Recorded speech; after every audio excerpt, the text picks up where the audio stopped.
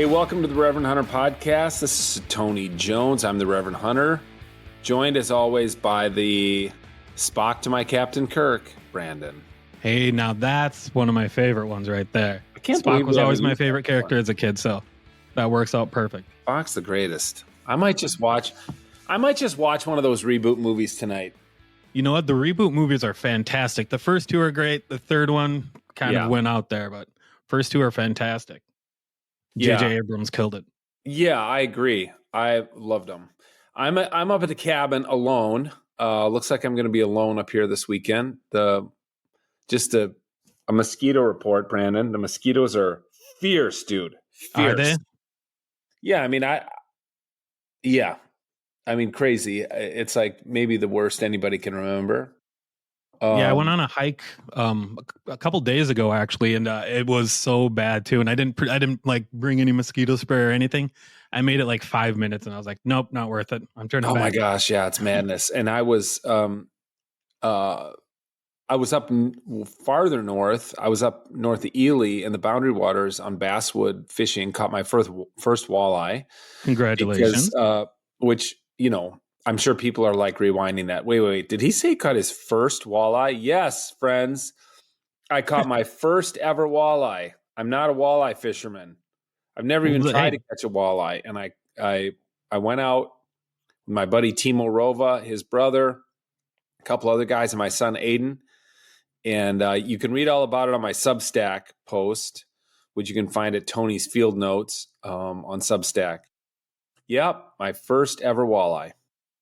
Did you keep it or toss it? Oh yeah, I kept it. Oh, perfect. All right. If it fits in the fry pan, I think for walleye you keep it. That's what the guys I was with told me, and I got to eat some walleye the next night when I got home, and it was amazing. And then we got out of there just before massive storms. Like we got out. We drove out of Ely hours before massive storms rolled in, and like there are multiple entry points to the Boundary Waters that are closed. Roads washed out up there.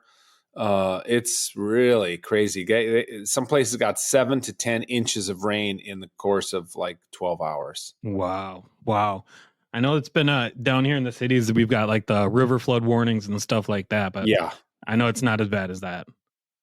No, it's not. It's worse up north, but still, boy, there's been a lot of rain, which is, explains why we got so many mosquitoes too. But yeah. So yeah, I'm still going outside. You can't let the mozzies keep you in. You got to get out there. That's true. Yeah. It sounds like you've been really busy over the past couple of weeks. Super busy. Yep, super busy. But it's all good. Good. Let's see. One other thing I want to tell listeners about is that if you look on my Instagram or Facebook accounts, you'll see that I'm running a giveaway with Ironclad gloves. They're giving away some gloves and some swag through my account. So, if you want to, you can follow the directions. You got to leave a comment, tag somebody, follow their accounts, follow my account. And you might win some Ironclad gloves. They're my favorite shooting gloves for hunting, and you'd get them. We're going to pick the winner on July 4th, and you might have some new gloves in hand before hunting season. So that's awesome. Check it out.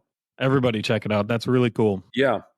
Well, hey, Brandon, the guest today is Ben Padilla. He's a wildlife biologist in Oregon for Oregon Fish and Wildlife.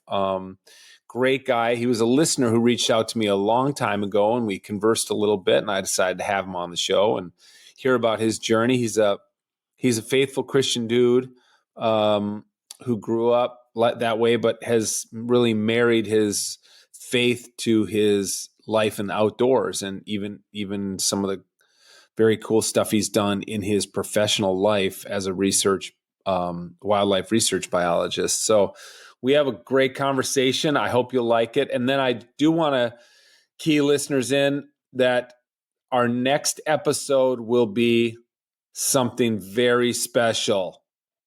The next episode after this one. So that's just a tease. Brandon, you know what it is, but listeners don't. So stay tuned, people.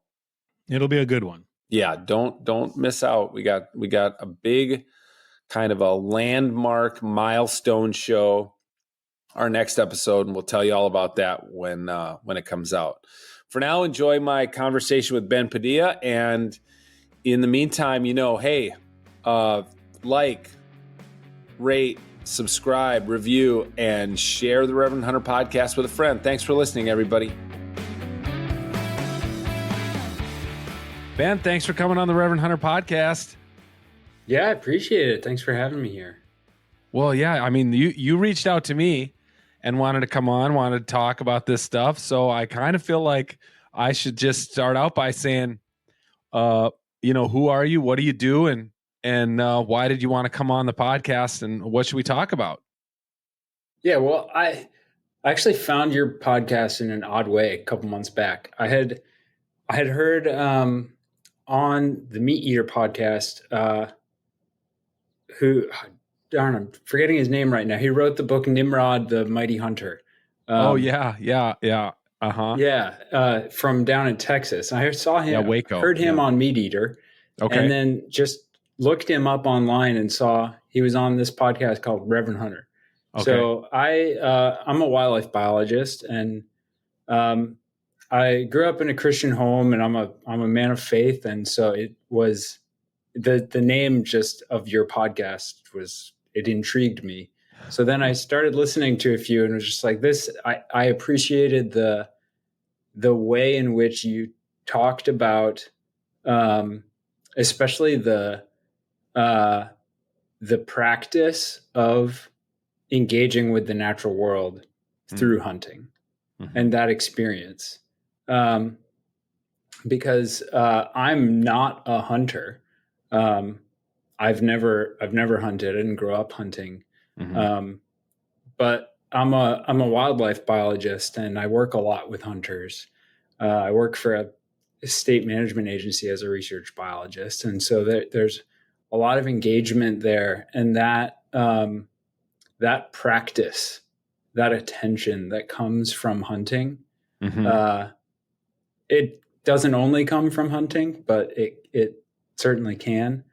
I just appreciated the way you talked about that. So that's nice. Yeah. So let's back up a little bit. I know you're in Oregon now, but aren't you pretty new to Oregon? Yeah, I'm new here, 6-7 months or so. How'd you get? What was your journey before Oregon? How'd you get there? Yeah, so I grew up in the Northeast. Was born outside of New York. My dad's a pastor. And what kind? What version? What version? He's ordained Presbyterian. Okay. And so I was actually born at this little like Bible camp that my parents helped to start up for my dad's from Puerto Rico, so there's a lot of there's a Bible camp for Latinos outside of New York City. And then we ended up moving closer to the city. My dad pastored a Presbyterian Spanish-speaking church in Washington Heights while he was doing a PhD at Drew University. Okay. So that was when I was younger. Then we moved up to Massachusetts. My dad got a job at Gordon Conwell. Sure, know it well. As a professor there. And so that actually was like a formative time for me. We lived on campus there for a year or so.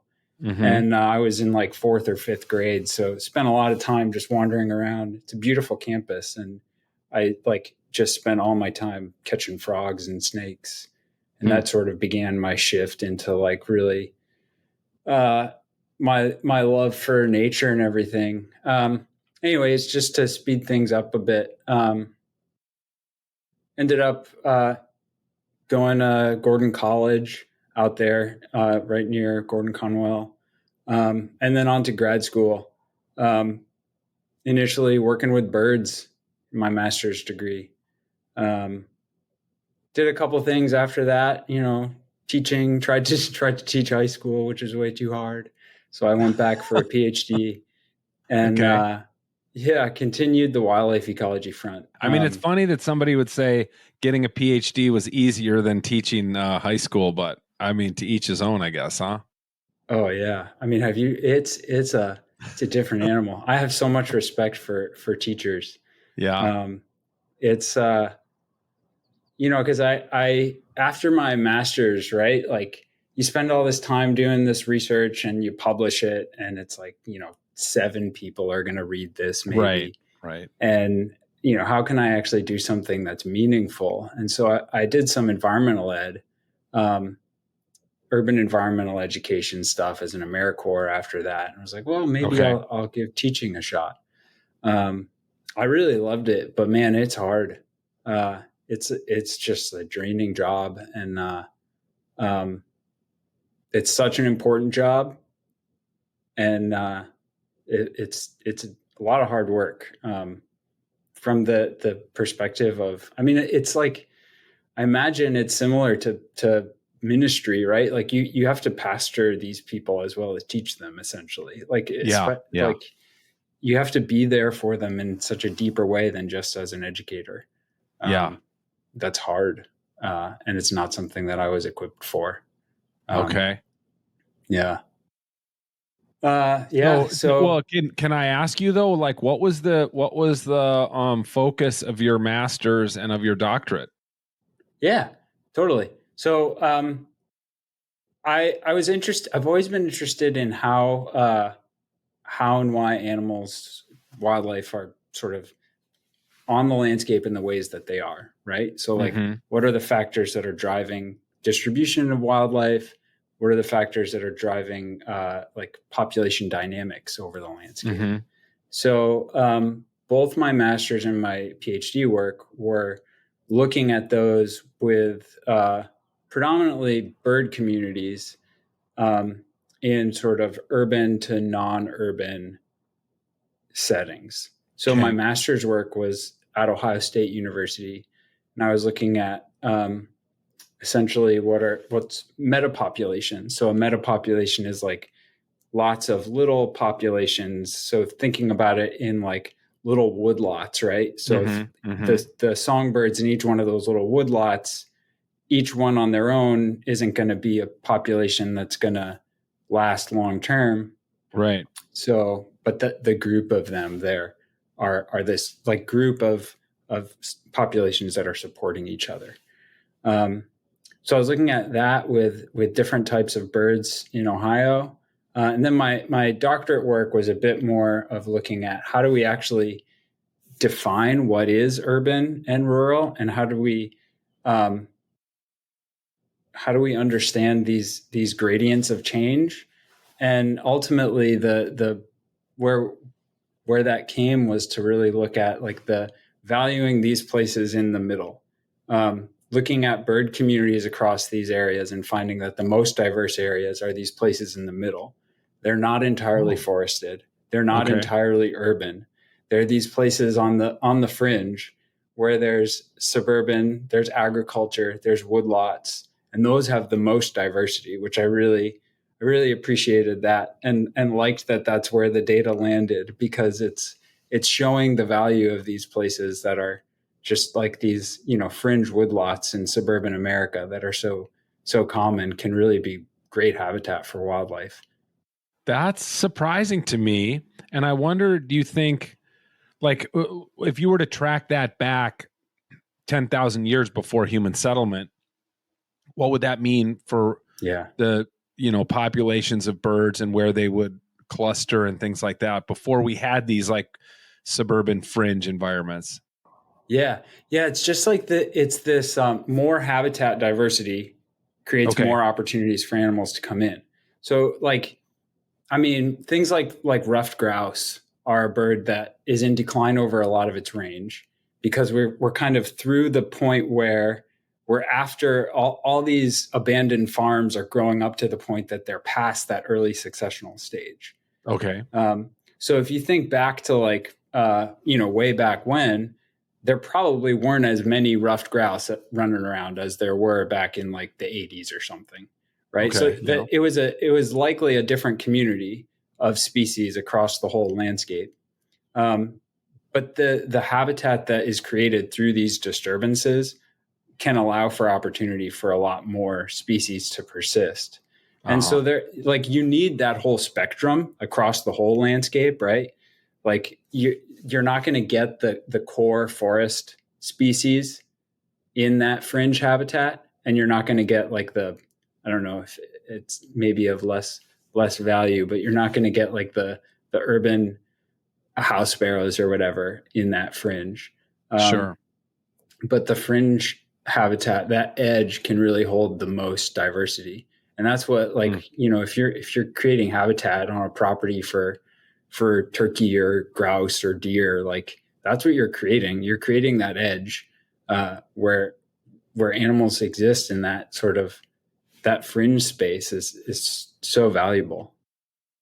That's fascinating. Yeah, to hear. And then, so what can we do better? Have more of those fringe spaces? Like, I help my family manage, some forest land in northern Minnesota. We manage it for diversity. We were just talking last weekend about, logging off. Are we going to log off a new, 40-acre section? We've got, we logged off about 42 acres and 10 years ago, and now we're just seeing awesome amounts of grouse and turkeys and stuff like that. So, like, what's the answer for wildlife diversity?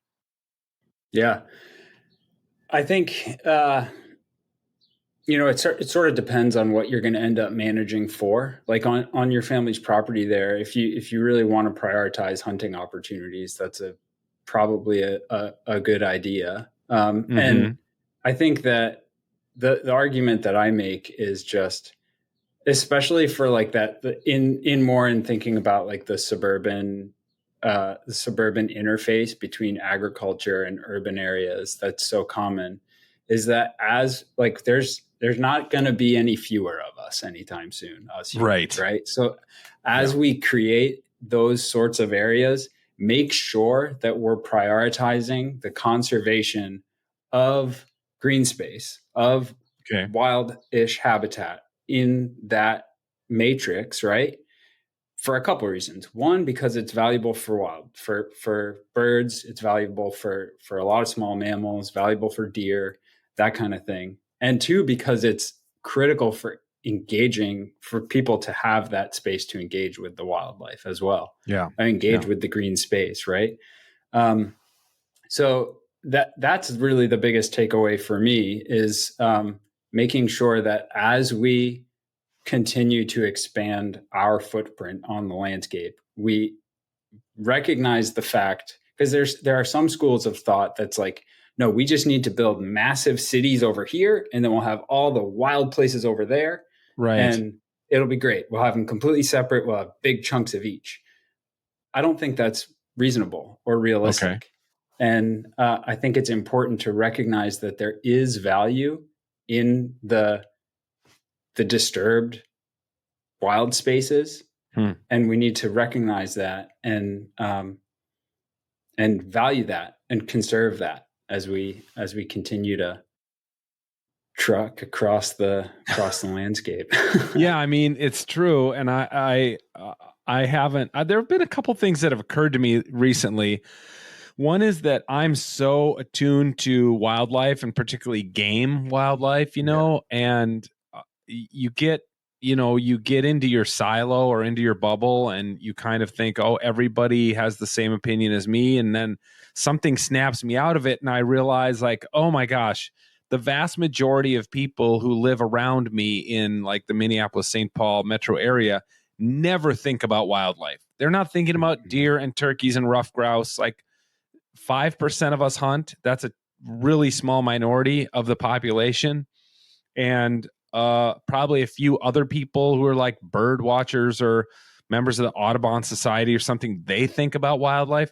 But the vast majority of people drive around their cars all day, do their grocery shopping, go to their kids' soccer games, and are never thinking about wildlife, except the bunnies who are eating their hostas, And so that's one thing that's occurred to me. And then another thing that's become really, maybe it's just new to me, but prescribed burns have suddenly, I feel like I'm hearing about prescribed burns everywhere all the time. Every time I'm looking at, I'm seeing Pheasants Forever Instagram page, and there's a prescribed burn. And now we're talking to people coming to our property and doing prescribed burns to try to mitigate buckthorn and basically do what you say, like disturbing the environment and hoping that, healthier species move in the place of the invasive species that we've got. Yeah. That's funny. Like that you like going back, what you're talking about, most people are not thinking about wildlife at all. I often forget that too. And like but I think it's important that there is some of that there, like for people to engage with and think about if they want to. That was one of the things that when I was teaching high school for a year, I taught in an urban high school in Springfield, Mass. And I brought the kids out. I was teaching ninth grade environmental science, and we did like water cycle and stuff. We went out to this like little woodlot between the high school and like the massive like supermarket plaza behind. There's like a little woodlot with a drain pipe and a stream that we would go out and do. We'd poke around, look for salamanders, do macroinvertebrate stuff to learn about things. And a lot of them hated it. And, they put plastic bags over their Jordans and begrudgingly come outside with me. But I would say to them, like, you don't have to like this, but we're going to I want you to have the opportunity to engage with it, to decide if you like it or not. And I think that's an important piece. And one thing for me that's been valuable for me in my career path, like since I did that bird stuff in my grad work and then shifting into, working on elk and then caribou and then coming here working as the research biologist in Oregon, is having that full perspective of like the bird communities and the reptile and amphibian communities, and how that then can shape into how we manage wildlife for how we manage habitat for game species, for deer, for grouse, for turkeys, and how that can be done in such a way that really benefits the whole community, the whole ecological community, and everything. There's been a shift, this long shift I feel like it's just recently picking up where we're finally realizing that everything that we as wildlife and landscape managers over the past long time have tried to stop, right? Like we've tried to stop all the fire. Right. And we've just gone in and either like clear cut everything or not touched anything. Yeah. And recognizing that like, oh no, we can do this. It's not a new recognition. It's a recognition of things that we, our ancestors, native peoples knew for a really long time. And it's just finally a recognition that this stuff is valuable. And it's hugely valuable. And we can do a lot of work by a lot of good work by disturbing things. I love it. I mean, there's so many metaphors. If I were still a preacher, I'd be using disturbance, the force of disturbance, and how new life comes from disturbance, that kind of thing. Okay, before we talk more personally, tell me about elk and caribou and where did you work on them? Because I'm fascinated. I've been elk hunting unsuccessfully to this point. Maybe someday. My brother hunts elk in Eastern Oregon every year. And never even seen a caribou in the wild. I would love to. And, there's a little bit of talk of reintroducing woodland caribou into northern Minnesota, which were extirpated, unfortunately. But I don't know. A lot of people are like, that's a crazy idea. It would never work. They're just going to get eaten by wolves. You're just like leading lambs to the slaughter kind of thing. You got any take on that? Yeah.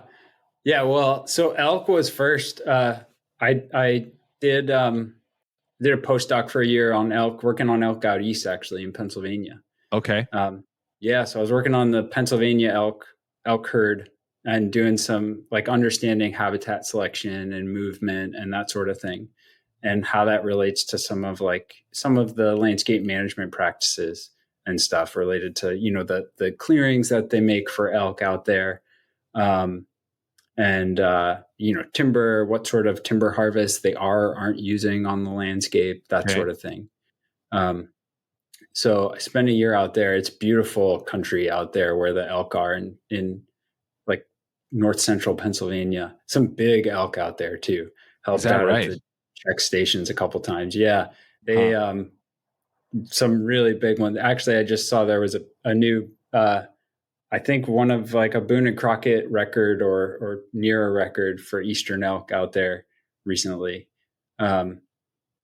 Big animals, beautiful, amazing to see them moving through the oak hickory forests in northern Appalachia. And that was really cool. And, helped out with a master's student that was doing some really in-depth veg work to understand what they're eating and that sort of thing. And from there, I went up to Canada and was working on barren ground caribou. So not woodland caribou, a lot further north. Spent a little over 2 years up in Calgary working on caribou up in the Northwest Territories. And I was actually working with First Nations up there, looking at one specific caribou herd that dropped from estimates in the early 90s of counts of breeding females on the calving grounds were like 350,000. And then down in 2020, it was like 3,000, 3,800, somewhere around there. Yeah. So just huge decline in 30 years. And, the community I was working with, the Cliquot people, they're caribou people. And this is absolutely critical for them, culturally critical for them, for their food resources. These are people that live in fly-in only communities of a couple hundred people at tree line between the boreal forest and the tundra. And so it was a huge issue for them, and they had started a caribou monitoring program on their own where they would go out in summer and try and watch and observe. And so I came in with a group of folks from the vet school at University of Calgary to understand if there was any impact of health or disease or parasites that might have been playing a role in some of these declines. That was a really amazing opportunity and experience to spend what some was time. It? What? I mean, maybe you didn't have a conclusive answer, but what do you suspect is the reason that they declined so precipitously? Yeah, there's a lot of things going on. Based on what, we had a number of conversations and working groups with the elders and the hunters and some of the folks that had been out on these monitoring, this monitoring program that they have. And a lot of the things that are focused on are, they're concerned about things that they had seen in harvesting some caribou in the guts, are there worms, things like that. And then also, especially as climate is changing, there's a lot more, the bug season is worse. So ticks up in the Arctic. Yeah. Well, not ticks. There's no ticks up there. Okay. But the mosquitoes and the black flies up in the Arctic are hellish. I can't imagine living up there for 2 years, man. I wasn't living up there. I just visited. I was living in Calgary, which is down in the Rocky Mountain front. It's the mosquitoes and the black flies are just terrible. And then there's also bot flies. So you've probably seen bot flies in the nose of deer or something like that. Okay. Yeah. So there's some of those, and then there's some that lay their eggs on the skin, and then they burrow in the skin. And there's records of young caribou that are young of year that have some 2,000 warblefly larvae under the skin. Jeez. And so it's this energy, just sucking the energy from the animals. And then when the insects are so bad, the caribou, they stop eating basically because they're just running, trying to avoid the black flies and the mosquitoes. Right. Or they'll congregate in the middle of walk into a lake or the edge of the ocean or on a snowfield where it's cooler because the flies, they can't fly as well in the cool weather. So they don't eat, and then they're getting all this suck of energy. Oh gosh, and then sounds miserable. Parasitic nematodes too, they cause you to stop eating as much. And so there's also that some other work that we were doing was showing that these nematodes, they're with climate change, they can develop a lot faster. So you can get a whole life cycle in 1 year where it used to take 2 years. So we ended up building sort of like an energy model to simulate how these parasites would be sucking energy. And you couple that with all the other factors that are going on. So climate change is also, as the veg dries, it doesn't have the protein that the animals need. And these are animals that are basically getting all their protein in the short summer growing season. And then they're just eating lichen all winter long, which is just carbohydrates, just like potato chips that they're sustaining. So any sort of change in the timing of when the veg is at its best energy content, when the insects are bad, and then, throw in higher temperatures and gold mines into the mix. And you've got a scenario where, we have it in northern Minnesota on the moose. They talk about they'll find a dead moose, and that moose has thousands and thousands of ticks. And this last winter we had the mildest winter in 50 years.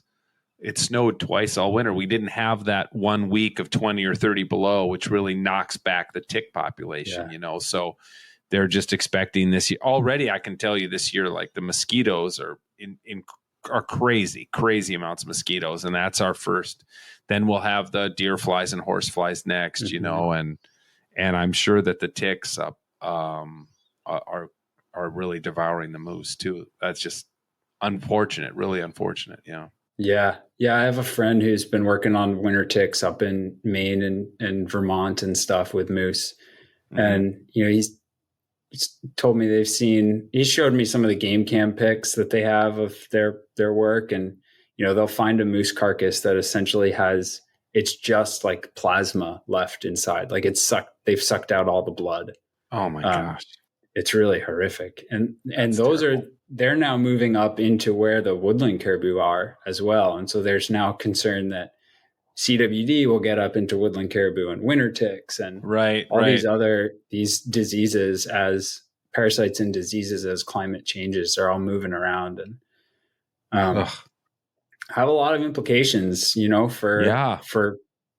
for wildlife, but then also for the hunting public and everything like that as well. Well, let me pivot then and ask you a question. I mean, you've already, confessed you're a person of faith, and, a lot of Christians like to kind of downplay or even outright deny climate change and its effect on us. And like, how do you marry your professional research life with your faith? I don't know if you're still, consider yourself an evangelical. Gordon, for listeners who don't know, your dad taught at an evangelical seminary. Gordon's an evangelical college. Like, where has your journey taken you regarding that? And how has your research life implicated your faith life? Yeah, that's that has definitely been a journey over the years. Like starting out, the church at one point when I was young, kind of in my middle school years, we were going to a Christian or Missionary Alliance church. So another church in that sort of evangelical realm. And there was, the youth pastor at the church was like a super anti-evolution guy. Like he ended up going off and did a whole full-time ministry of like how Noah's flood explains everything in the fossil record and everything like that. Oh my gosh. So, I was like a 12-year-old that liked dinosaurs. So I like took it up whole cloth. And then I got to like starting up high school and, realizing that like, oh wait, this maybe doesn't make as much sense as I thought. And so it went through this whole journey of first trying to figure out like what I think about evolution and everything, and understanding like the beauty of evolution and how that to me is such a more, a more incredible way for God to create the world than to just sort of like create it out of thin air. Yeah. Like creating these incredible, intricate mechanisms and systems to create these processes that then produce life is just incredible. And so I think that like that was kind of the starting point of the journey. And then coming more over time into like marrying my work and my faith really came through a realization of like the whole arc of the storyline of the Bible, right? Like it starts in a garden and it ends in a garden city. And so like that,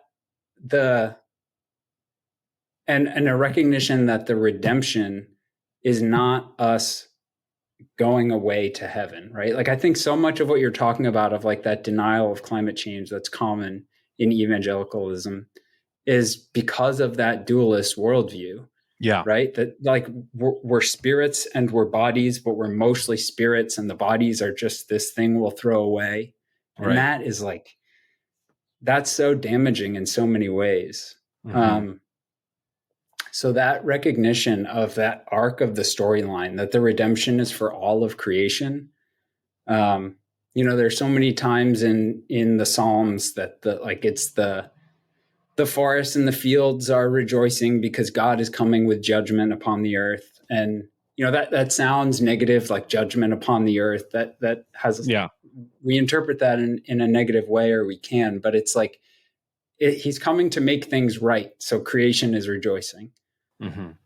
And so I think like, especially in the way that I think about how in my work I can bring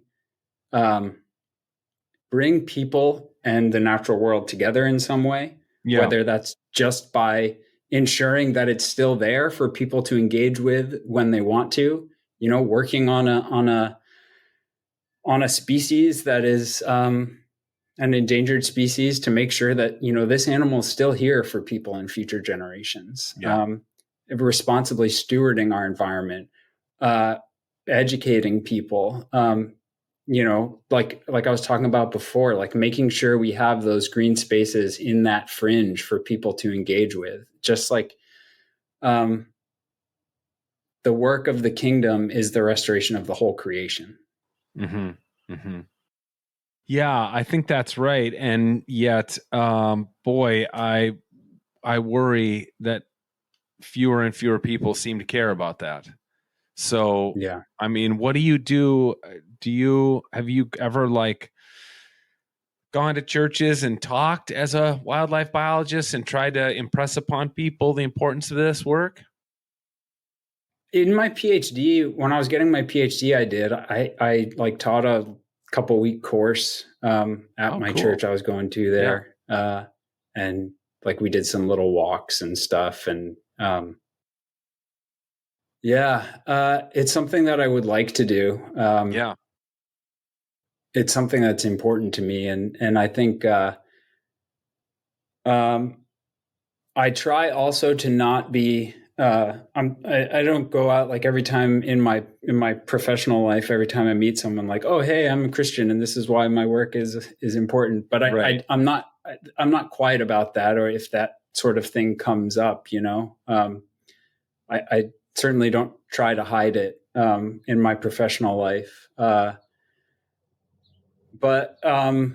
it's something that I really think that we need more of. And, I think that was one of the things that when I even just first saw the name of your podcast, it caught my eye or intrigued me because of that. This isn't a common thing to really think about in this way. Right. Yeah. Well, Ben, it turns out it's a super niche kind of podcast to produce also, because sadly, I think I've limited my audience by combining, religion and the outdoors, because they're already kind of both in decline, but I'll keep doing my best at it. Yeah.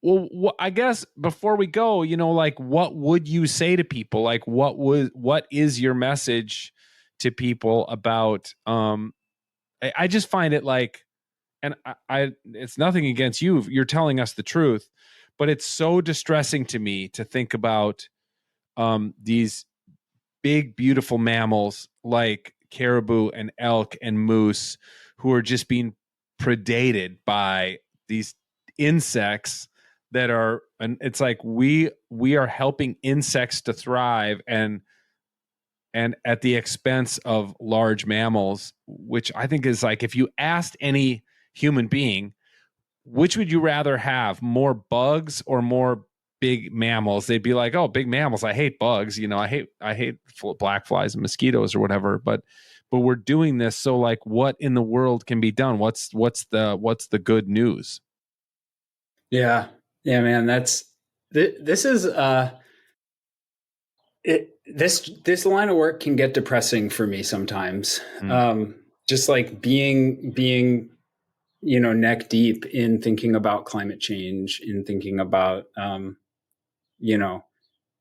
caribou populations that have dropped so much, or, like we've got CWD knocking at our door here in Oregon. It's here. We just haven't detected it yet. Yeah. And you've been there for a while over there in Minnesota. But there's so many other things, like, out here in Southwest Oregon where I live, the fires over the past couple of years have just been phenomenally terrible.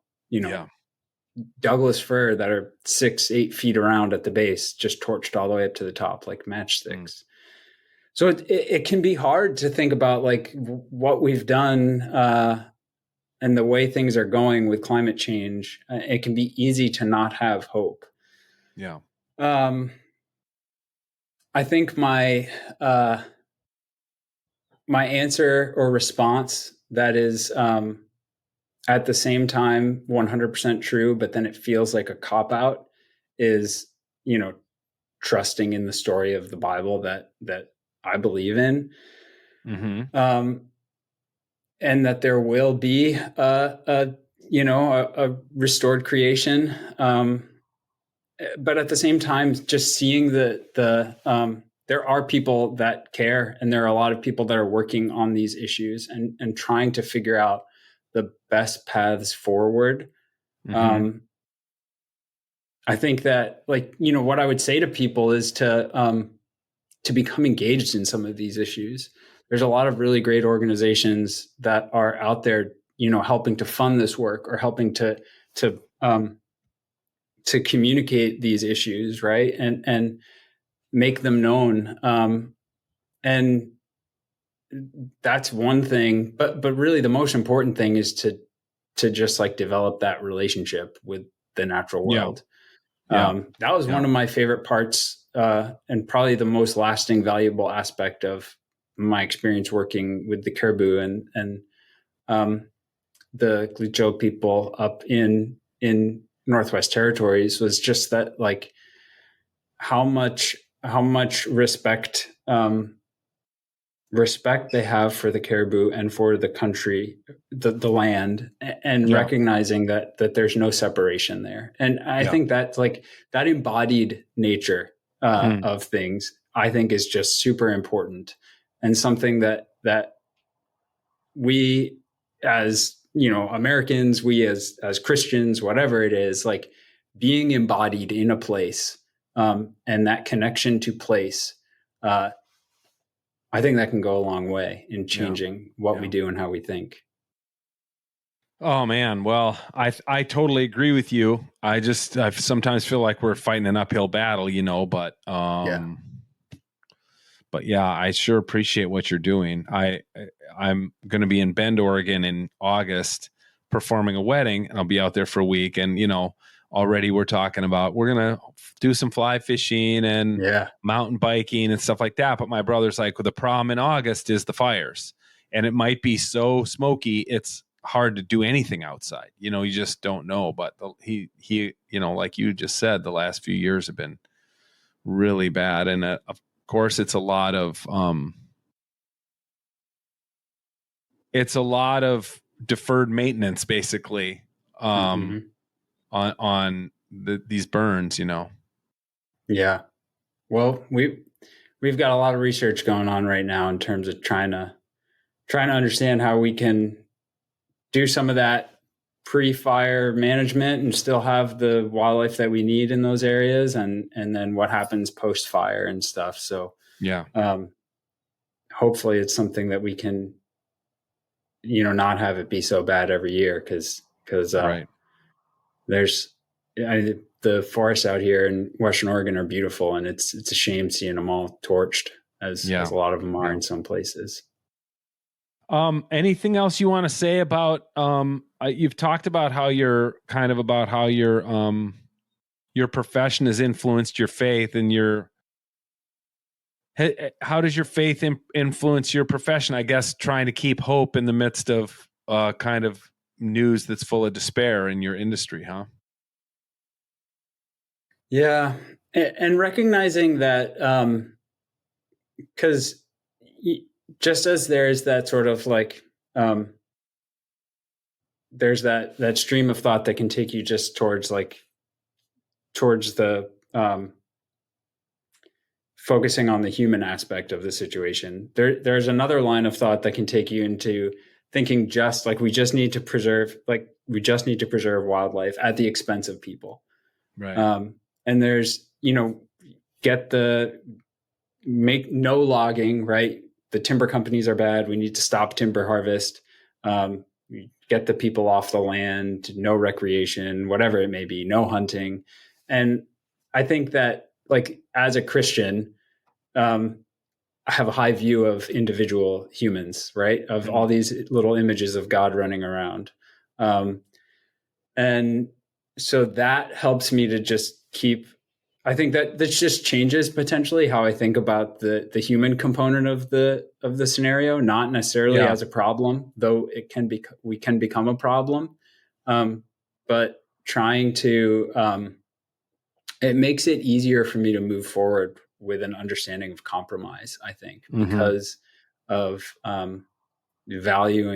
equally valuing both the human aspect and the natural world aspect. Right. That's good. No, I like that. I mean, I might sometimes tend to default to the idea that humans are just a problem. And no, I appreciate that, what you're saying about humans aren't just a problem, but can also be part of the solution. Well, do you have any desire to take up hunting, or is that just not your thing? I've thought about it a lot. I have no desire to. I've put myself in the situation of going through the practice of hunting, like the scouting, setting myself up to, whether it's in a blind, a stand, a stalk, a hillside. That I love. I mean, I do that kind of stuff on my weekends in my free time, and sometimes if I get a chance to go out in the field. But I put myself in the situation of if I would take the shot, and I have no desire to. I just don't have a desire to. Yeah. One of my good friends, though, who is a hunter, he has put in for an elk tag out here in the Cascades. And so if he comes out this fall, I'll go out and I'll do all that with him. That'd be amazing. Help haul out the meat. And I'm all for it. I don't need to shoot the animal. Gotcha. Cool. Well, Ben, I really appreciate your time, and I appreciate you reaching out and listening to the podcast. And this is great. I mean, it's good stuff. I hope listeners are, motivated to see wildlife and disturb some stuff, Yeah, exactly. Yeah. Mess things up to move things forward. Right. Yeah. I love it. No, I think that's right. I mean, I've been on the end of convincing one of my friends who's a farmer to start prescribed burns of his CRP land. And you gotta spend money to make money. He's a businessman. He understands that. And so then I say, well, it's a similar kind of deal. You gotta burn some stuff down for better stuff to grow back. Yeah. Yeah. Well, thanks, Ben. Really appreciate it. Yeah, you bet.